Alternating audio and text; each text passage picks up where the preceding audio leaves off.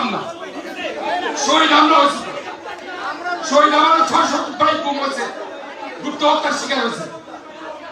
বেয়াদব কোথাকার বসো, বেয়াদবি করতে আসছো এখানে, কথা বলার পর শুনে না।